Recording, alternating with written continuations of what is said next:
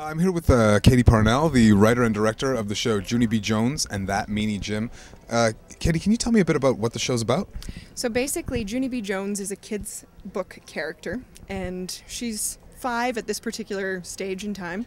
And the books sort of chronicle her going through school and her being just an active little girl and with a very active imagination. Our particular version is she's going to a play with her grandpa Frank Miller, and on the way to getting to the play, she sort of has set herself up that she's in trouble with Meanie Jim because she's lied to him, and she's trying to get her way out of that.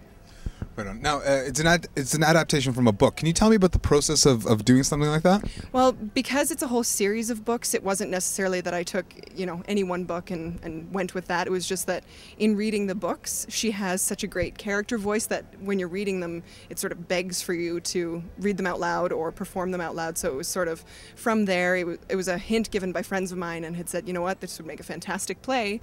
Why don't you work on it? So that was kind of what we ended up doing. And the process has really been interesting because this is my first time actually writing anything. So when I went to school the next day, I told my bestest friend, named that Grace, all about the tickets.